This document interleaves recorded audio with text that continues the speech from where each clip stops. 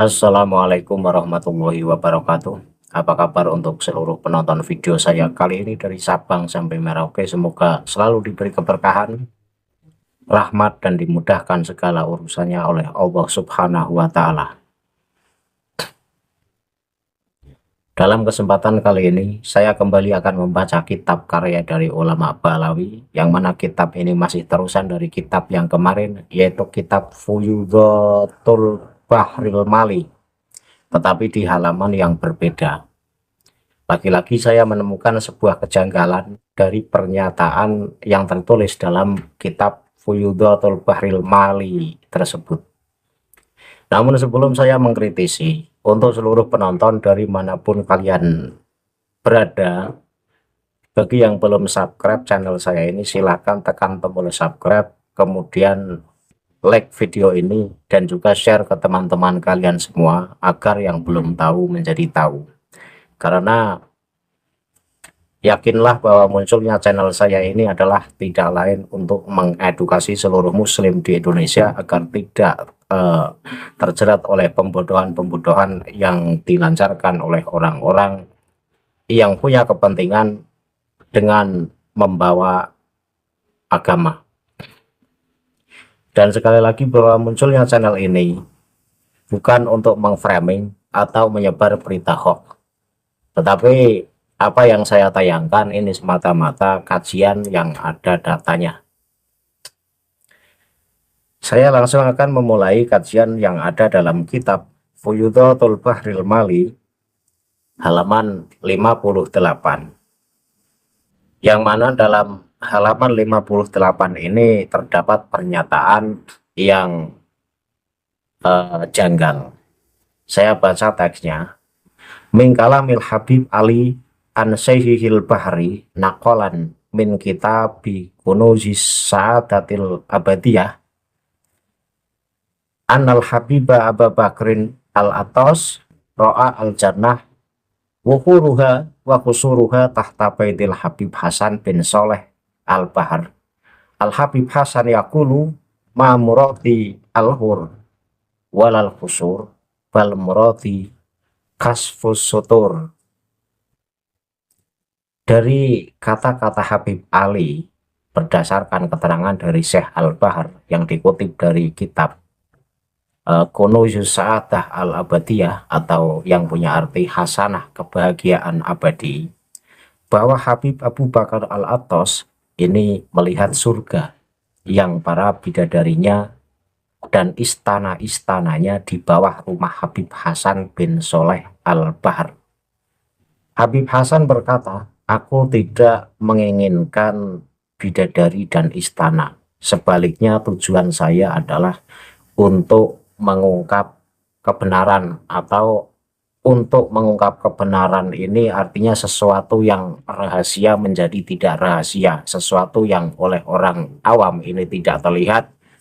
Tetapi untuk Habib Hasan bin Soleh ini tersingkap atau terbuka tirainya sehingga terlihat adanya surga.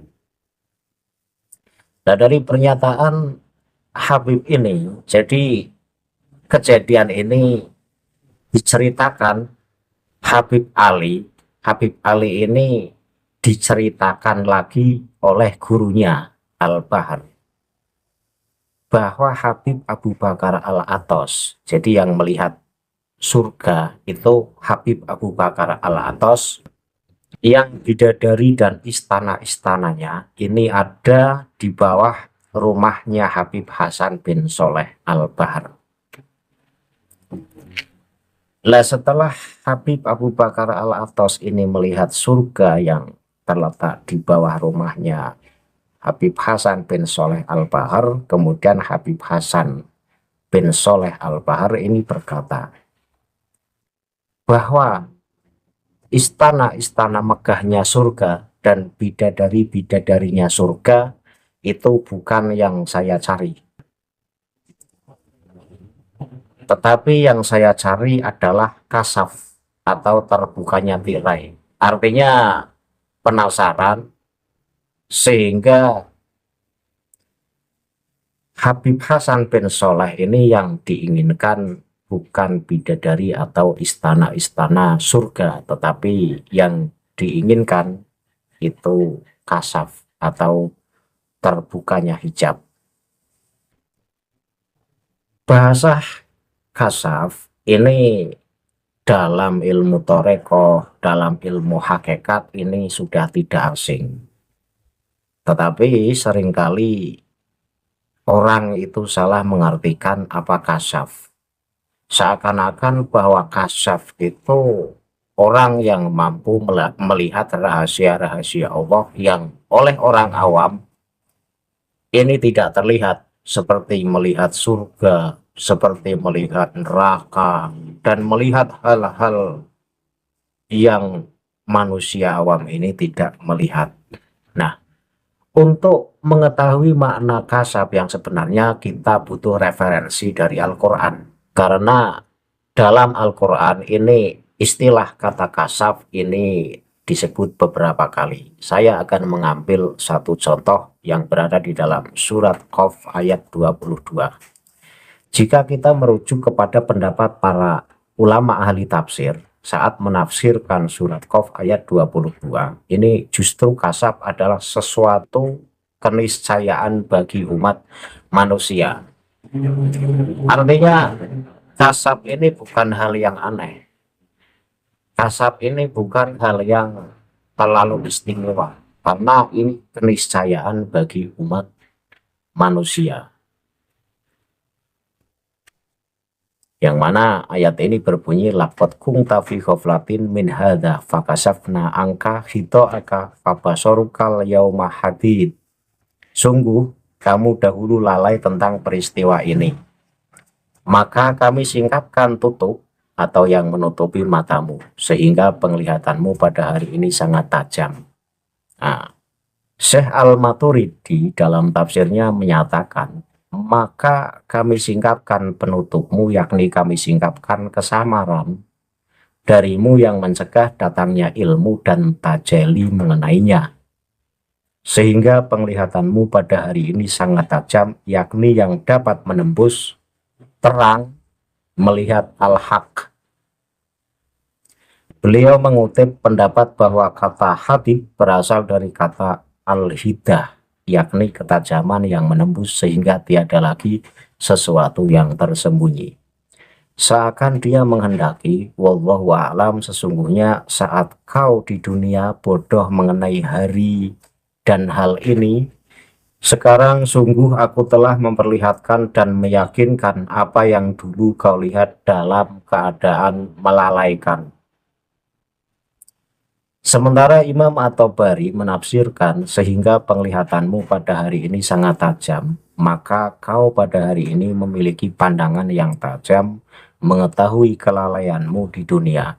Seseorang memiliki pandangan terhadap sesuatu jika ia memiliki ilmu akan hal tersebut. Nah, pandangan yakni ilmu itu sendiri.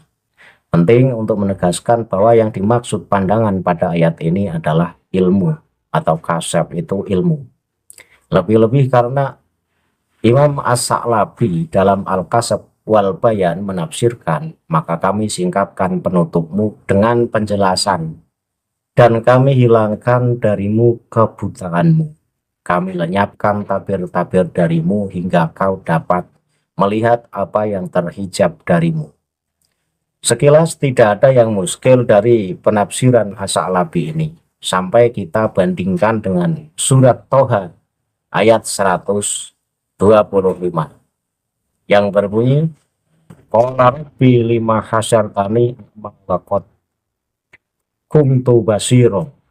Ia berkata, ya Tuhanku, mengapa engkau kumpulkan aku dalam keadaan buta, padahal dahulu aku dapat melihat. Apa yang dinyatakan As-Sa'labi menjadi semakin muskil jika kita bandingkan dengan surat Al-Mutaffifin ayat 15. Kala innahum an rabbihim yauma idzil lamahjubun. Sekali-kali tidak. Sungguh mereka pada hari ini benar-benar terhijab dari Tuhan mereka. Nah, mayoritas ulama ahli tafsir Sunni ini menafsirkan surat Al-Mutaffifin ini dengan dibukanya kemampuan untuk melihat Allah bagi orang-orang yang beriman. Sehingga melihat Allah, melihat kepemilikan Allah yang selama ini disebut rahasia atau misteri, ini orang-orang yang beriman ini bisa melihatnya. Jadi itu bukan barang yang aneh, tetapi bukan melihat dengan mata kepala kita, tetapi melihat dengan ilmu, melihat dengan hati. Nah, sementara orang yang tidak beriman dihijab dari kenikmatan ini, apa yang dikatakan At-Tabari di atas menjadi signifikan bahwa yang dimaksud pandangan dalam surat Qaf ayat 22 adalah ilmu, bukan penglihatan mata.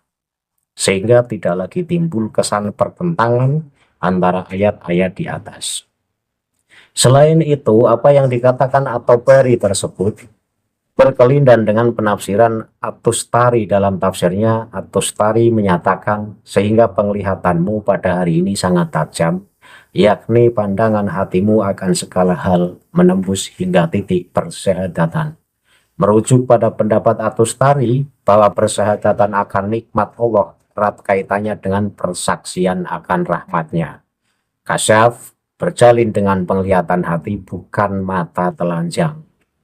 Nah, ini jadi seringkali terjadi salah pemahaman bahwa kasyaf itu melihat dengan mata hati, bukan melihat dengan mata kepala biasa.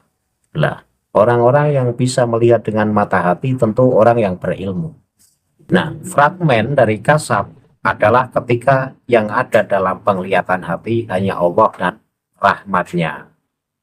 Nah, mengenai penglihatan hati ini perlu kita kutip aforisme nomor 15 dari Ibnu Athaillah. Mimma yadulluka ala wujudi qahrihi subhanahu anna hijabaka anhu bima laisa bimawujudin ma'ahu.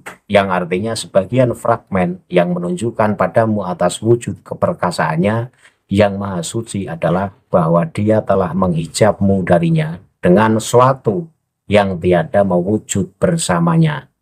Untuk memahami aforisme di atas, perlu sedikit kami kutipkan aforisme sebelumnya di mana Ibnu Athaillah menyatakan bahwa seluruh alam raya adalah gelap dan yang dapat menerangi hanyalah penampakan al-haq. Abdul Majid As-Sarnubi mensarahi aforisme yang ke-15 ini dengan mengutip Abu Hasan As-Sadzili yang mengatakan, sungguh kita melihat kepada Allah Ta'ala dengan pandangan iman dan keyakinan hakiki. Nah, aforisme Ibnu Athaillah adalah jalan suluk bagi murid mencari hakikat di dunia ini. Posisi kita yang ada di alam ini menjadikan pandangan mata kita terbatas, sehingga pencapaian tertinggi adalah kasyaf, yakni tersingkapnya mata hati. Kesimpulannya, atau ringkasnya, bahwa surat Qaf ayat 22 ini menjelaskan bahwa pasca kematian semua kita akan kasyaf. Namun kasyaf di akhirat ini sudah terlambat bagi mereka yang tidak beriman. Orang-orang mukmin di akhirat dengan demikian telah sampai pada tingkat kenikmatan nadar. Sementara orang-orang yang tidak beriman akan dibiarkan kasyaf tanpa dapat kesempatan untuk nadar, dalam keadaan menyadari bahwa tiada kasih kecuali dari Allah. Mereka dibiarkan begitu saja, dilupakan. Apa yang lebih pedih dari dilupakan oleh yang maha menjaga, yang maha mengasihi? Nah, kesimpulannya begini, bahwa setelah saya bandingkan dengan kasyaf yang tertulis di dalam Al-Quran, bahwa terbukanya hijab ini bukan berarti kita menjadi mampu melihat keberadaan surga atau melihat keberadaan neraka yang tadinya kita tidak melihat. Karena kita sudah kasyaf, lantas kita bisa menjadi melihat dengan mata kepala sendiri, tetapi melihatnya dengan ilmu. Dengan kita berilmu, maka kita akan tahu siapa Allah. Dengan kita berilmu, maka kita akan tahu kebesaran Allah. Nah, dari pengetahuan itu sehingga kita disebut melihat keberadaan Allah, melihat keesaan Allah, dan melihat kekuasaan Allah.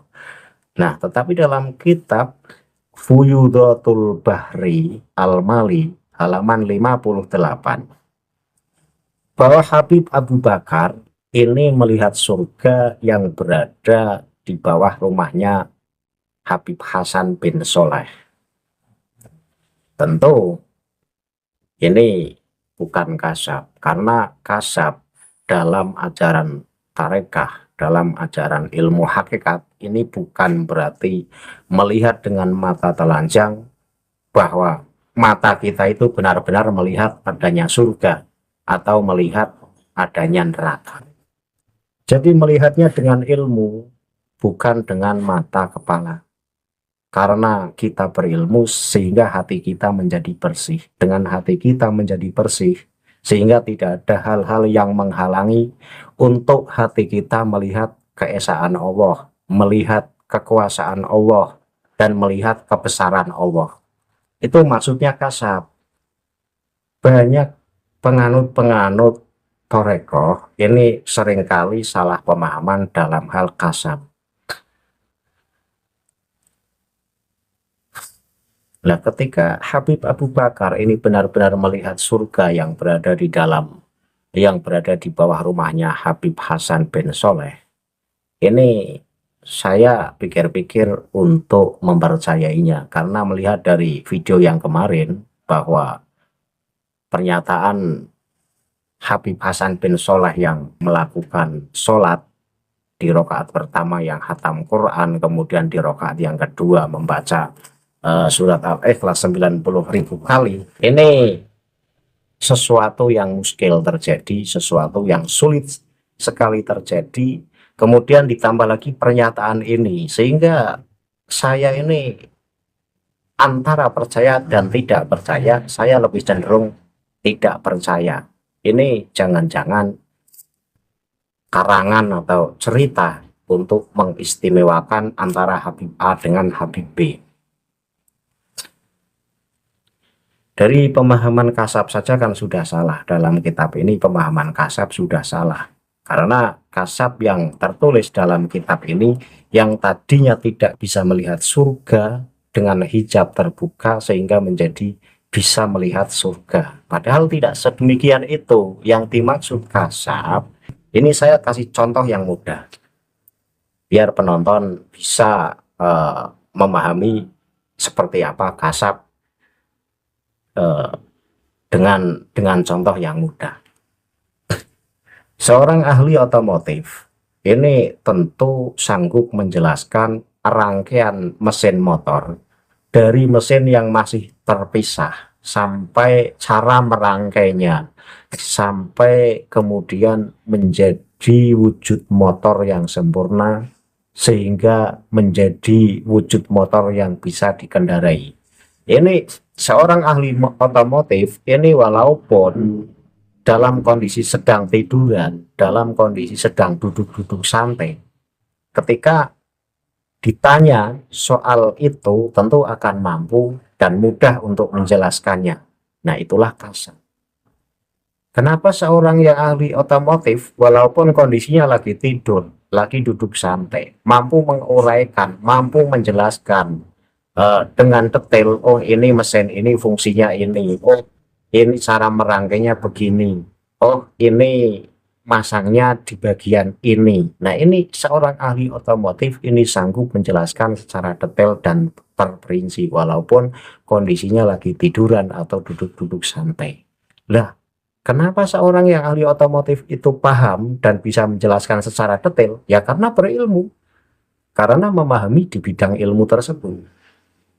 Nah, tidak beda jauh dengan orang-orang yang tahu keberadaan surga, orang-orang yang tahu keberadaan neraka, orang-orang yang tahu keesaan Allah. Karena kita berilmu, karena kita ngaji, kita paham ilmu tauhid, sehingga kita bersyahadah, artinya bersaksi bahwa itu benar-benar ada, bahwa itu benar-benar nyata. Dan itu yang disebut melihat, itu yang disebut kasab.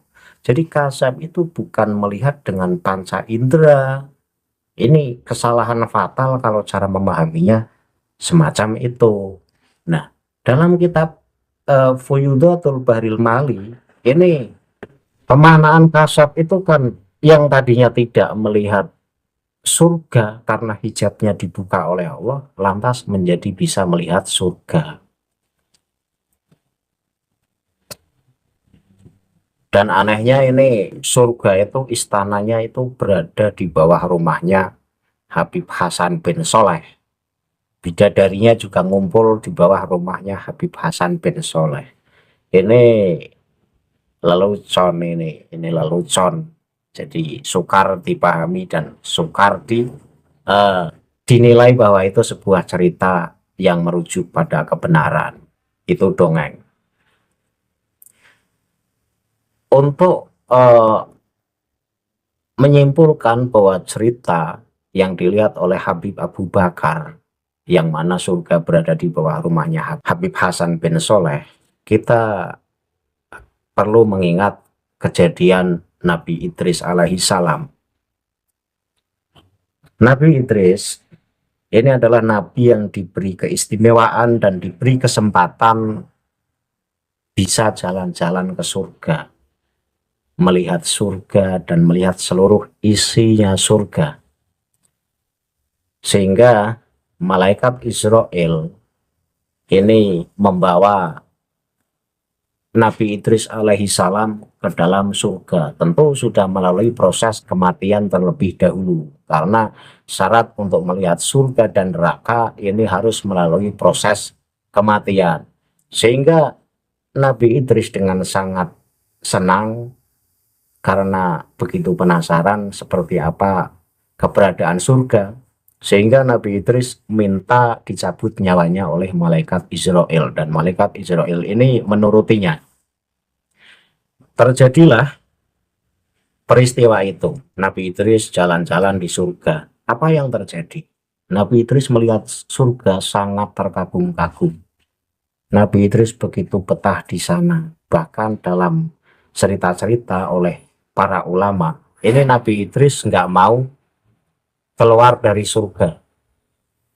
Bahkan pada saat diajak pulang oleh malaikat Israel, Nabi Idris dengan alasan sengaja sandalnya ditinggal di salah satu pohon yang rindang di dalam surga.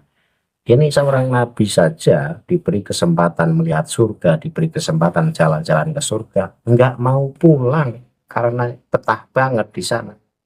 Namun karena itu nabi dan permintaannya dikabulkan oleh Allah, maka Nabi Idris yang terlanjur betah di surga, Allah mengabulkannya, sehingga satu-satunya nabi yang sudah menduduki surga terlebih dahulu itu Nabi Idris.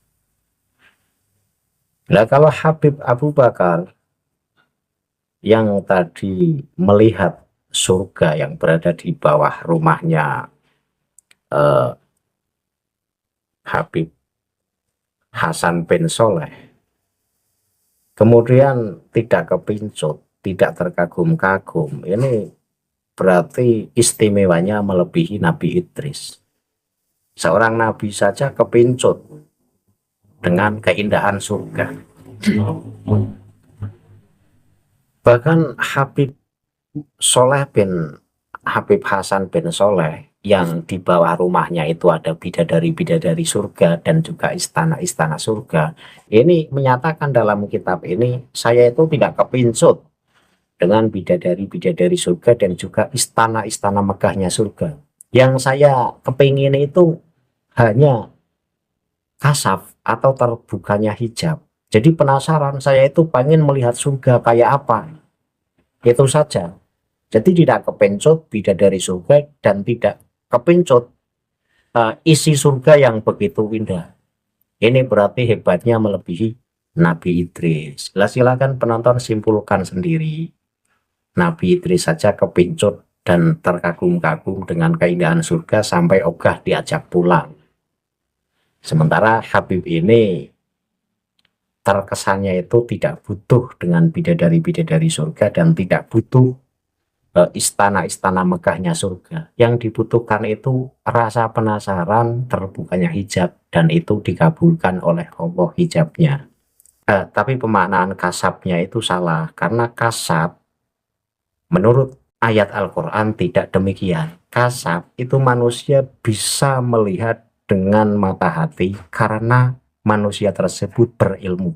Tanpa ilmu tentu manusia tidak bisa kasab. Jadi jangan diartikan kalau kasab itu bisa melihat sesuatu yang goib. Itu kacau kalau pemahamannya semacam itu. Nanti melihat jin disebut kasab. Itu bukan kasab. Yang namanya kasab, kita menyaksikan, kita bersaksi bahwa Allah itu Esa. Nah, kita berani bersaksi bahwa Allah Esa atas dasar apa? Ya atas dasar ilmu. Ilmu tauhid menyatakan demikian. Dan Al-Quran menyatakan bahwa Allah itu Esa. Nah, bersaksinya kita bahwa Allah itu benar-benar Esa, ini kita kasab karena kita berilmu. Kemudian alam raya ini adalah ciptaan Allah. Kita bersaksi bahwa alam raya ini ciptaan Allah. Kita kasab. Kenapa kita kasab? Ya karena Al-Quran mengatakan bahwa seluruh alam dan isinya ini ciptaan Allah. Jadi kasab itu keniscayaan bagi orang-orang yang beriman, orang-orang yang memahami ilmunya, bukan hal-hal yang aneh yang diartikan bahwa kasab itu melihat hal-hal yang goib. Ini kacau. Kalau pemahaman-pemahaman dalam ilmu torekohnya Habibah Alawi semacam itu ya kacau, salah itu. Itu satu ya yang saya kritisi terkait Habib yang melihat surga, yang mana surganya ada di bawah rumahnya Habib Hasan bin Soleh, bidadari-bidadari dan istananya ada di bawah rumahnya Habib Hasan bin Soleh. Itu cerita halu ya, menurut saya.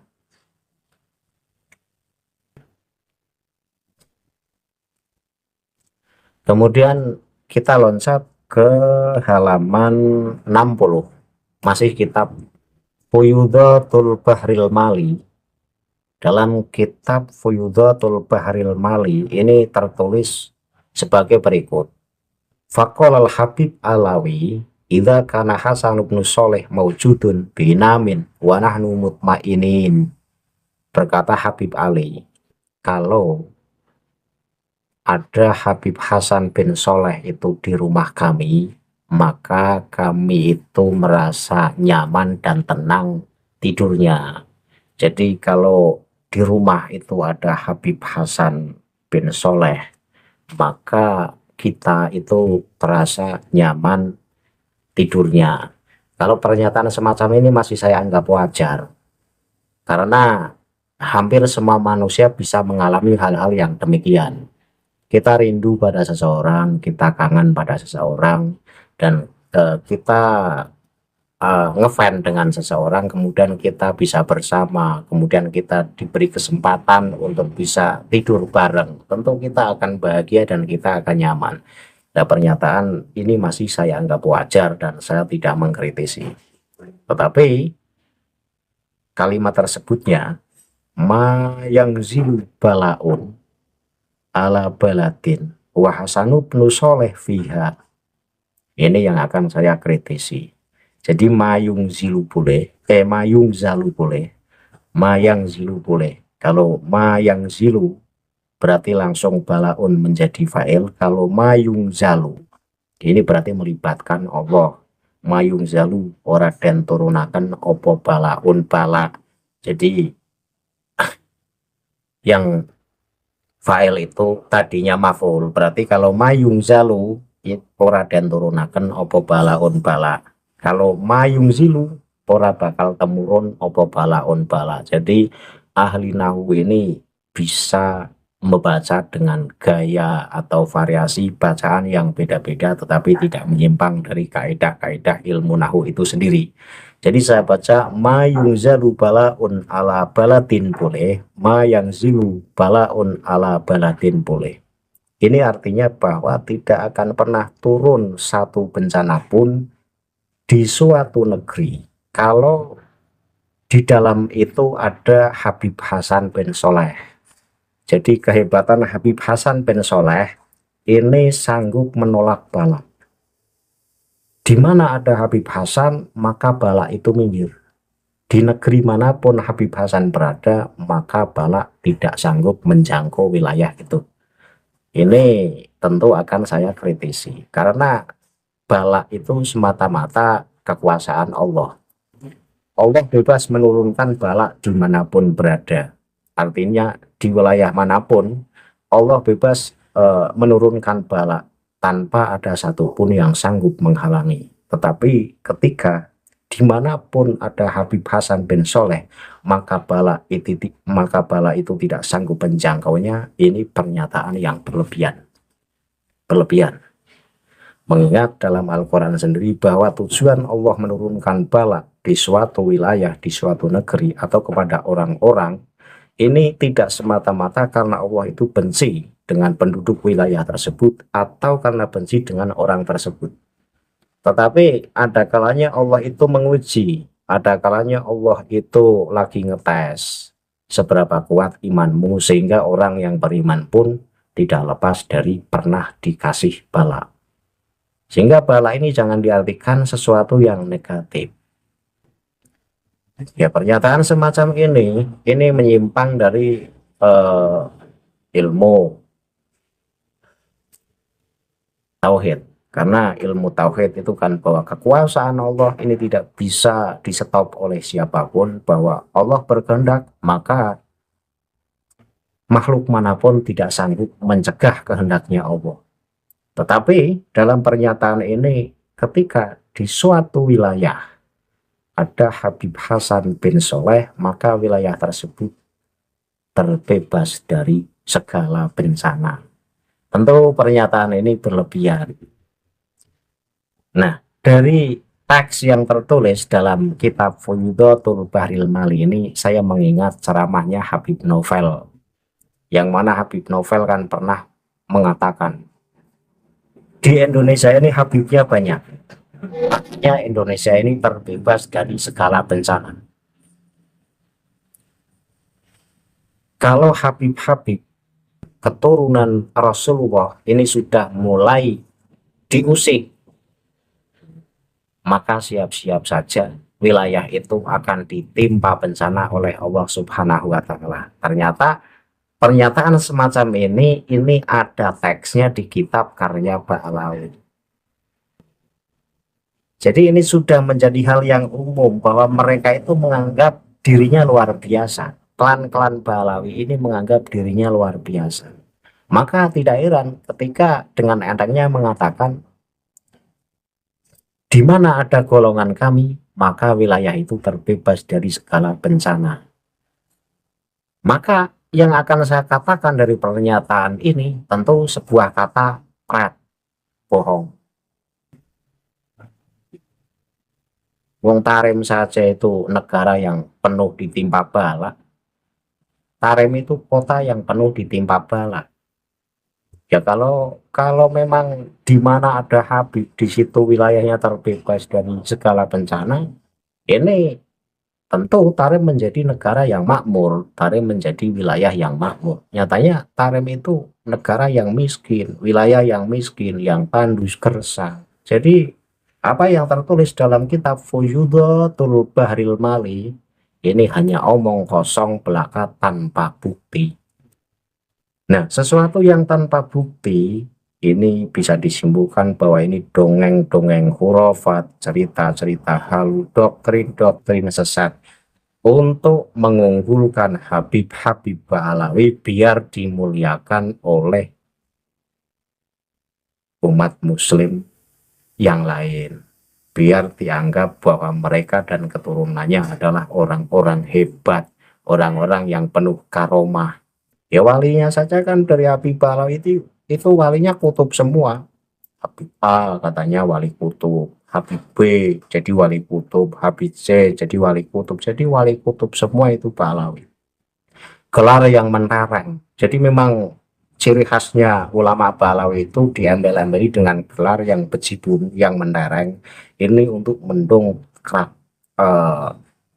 nama besarnya. Sehingga saya berpesan untuk seluruh muslim di Indonesia, ayo kita cerdas bareng-bareng. Saya kaji kitab Balawi satu persatu. Tujuannya apa? Agar muslim di Indonesia menjadi sadar yang kemarin-kemarin mudah dibodohi oleh Habib-Habib Balawi. Ini loh kitabnya saya buka, ternyata isinya sesat dan menyesatkan. Semoga kita semua terbebas dari pembodohan dan akal kita menjadi waras kembali. Saya akhiri billahi taufiq wal hidayah. Wassalamualaikum warahmatullahi wabarakatuh. Salam waras untuk seluruh muslim di Indonesia.